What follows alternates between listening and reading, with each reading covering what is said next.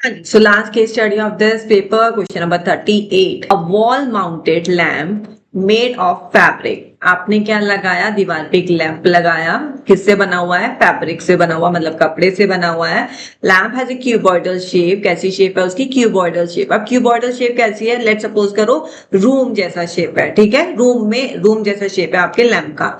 ना open from top and the bottom. अब यहाँ पे टॉप भी नहीं है, छत भी नहीं है, बॉटम भी नहीं है. ठीक है, मैं जब ज्यूम कर रही हूँ इसको, आप इस तरीके से सोचिए कि एक रूम का जैसा शेप का आपका लैंप है जिसका ऊपर का टॉप एंड बॉटम नहीं है. ठीक है, spherical bulb of diameter 7 centimetre is latch with a very thin road. अब उसमें बल्ब भी लगाया हुआ है. ठीक है, और उसका डायमेंशन हमें क्या दे रखा है? Diameter 7 centimetre. मतलब बल्ब सर्कल शेप का होगा, स्फीयर शेप का होगा, तो उसका हमें डायमीटर 7 सेंटीमीटर दे रखा है. नाउ कम है, तो डायमेंशन हमें दे रखा है क्यूबॉइड का 24 सेंटीमीटर, 12 सेंटीमीटर एंड 17 सेंटीमीटर. ठीक है, तो ये हमारी लेंथ हो गई, ये ब्रेथ हो गई और ये हाइट हो गई. ठीक है, ये हमको डायमेंशन गिवन है और यहाँ पे हमें फिगर भी अच्छे से बना के दिया हुआ है. Now find the surface area of the bulb. अब बल्ब का हमें क्या निकालना है? टीएसए निकालना है, टोटल सरफेस एरिया. अब बल्ब हमें कैसा शेप का है? स्फीयर शेप का है. स्फीयर शेप का है तो स्फीयर का टोटल सरफेस एरिया का फॉर्मूला क्या होता है हमारा? 4 पाई आर स्क्वायर. राइट, यहाँ पे बल्ब का डायमीटर हमें 7 दे रखा है तो रेडियस क्या हो जाएगा? 7/2 हो जाएगा. यहाँ पे सिंपली हमें फॉर्मूले में वैल्यू पुट करनी है, तो पाई की वैल्यू हम 22/7 ले लेंगे क्योंकि यहाँ पे हमारे को रेडियस 7/2 है तो यहाँ पे कैलकुलेशन इजी हो जाएगी. 7/2 इंटू 7/2. राइट, तो ये 7 से 7 कैंसिल, 2 2 जा 4, ये कैंसिल.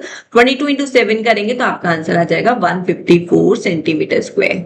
सेंटीमीटर स्क्वायर एरिया है तो स्क्वायर में आंसर यूनिट. राइट, तो आपका आंसर क्या हो गया इसमें? 154 centimetre square. Now come to the second part. What could be the maximum diameter of the bulb if at least 1 centimeter space is left from each side? ठीक है, अब bulb हमें, मैंने क्या ज्यूम बोला था आपको? रूम को ज्यूम करने को बोला था. रूम को ज्यूम करिए. अब लेट सपोज बॉल ले लो बल्ब की जगह. अब बॉल हमें फिट करनी है रूम के अंदर, तो कौन सी डायमेंशन सबसे ज्यादा प्रॉब्लम करेगी? जो सबसे छोटी डायमेंशन होगी वही हमें प्रॉब्लम करेगी. राइट, और डायमेंशन तो बड़ी है तो वो प्रॉब्लम नहीं करेगी. तो सब हमें कौन से पे फोकस करना है? हमें जो छोटा वाला डायमेंशन है उस पे फोकस करना है कि हमारी जो बॉल, अगर हमें बॉल को फिक्स करना है इस रूम में तो वो हमें छोटे डायमेंशन में प्रॉब्लम करने वाली है. ठीक है, तो यहाँ पे अगर मैं क्यूबॉइडल शेप का यहाँ पे मैं लैंप की बात करूं तो सबसे छोटा डायमेंशन यहाँ पे क्या है? 12 सेंटीमीटर.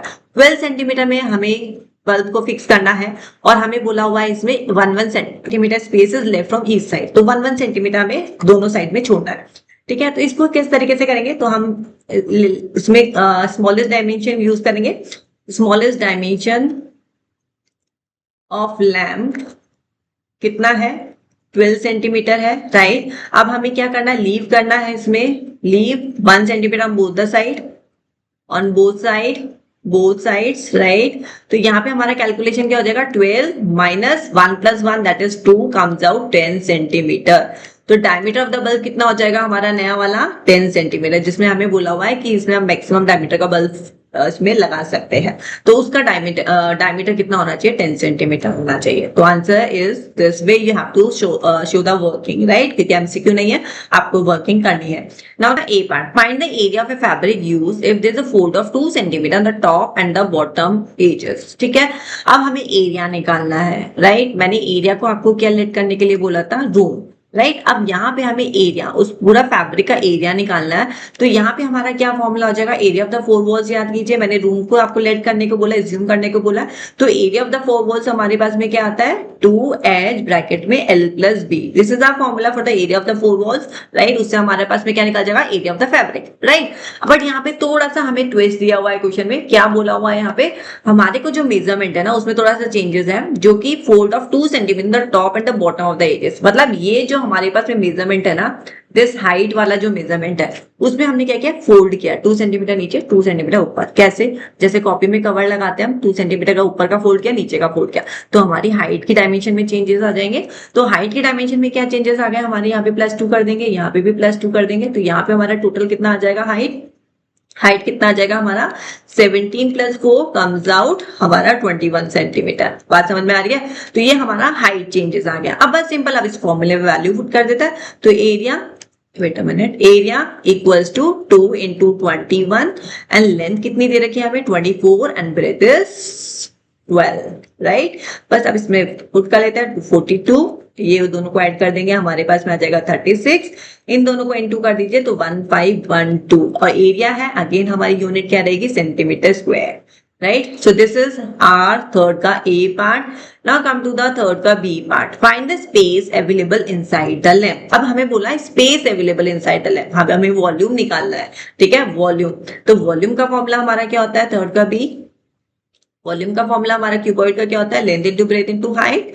सिंपल तीनों को मल्टीप्लाई करना है जो कि हमें ये डायमेंशन दे रखी है।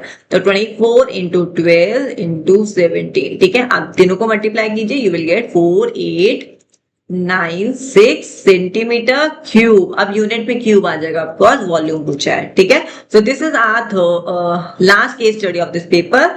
सिंपल है बट थोड़ा सा केयरफुली इसको समझना है और इसको इस तरीके से इंप्लीमेंट करना है हमारे आइडियाज को, ठीक है। रूम एज्यूम कीजिए, कॉपी का कवर एज्यूम कीजिए, बस थोड़ी चीजें आपको सोचना पड़ेगा, इसका रिलेट करना पड़ेगा, otherwise the question is good. चलिए ठीक है, डन, थैंक यू।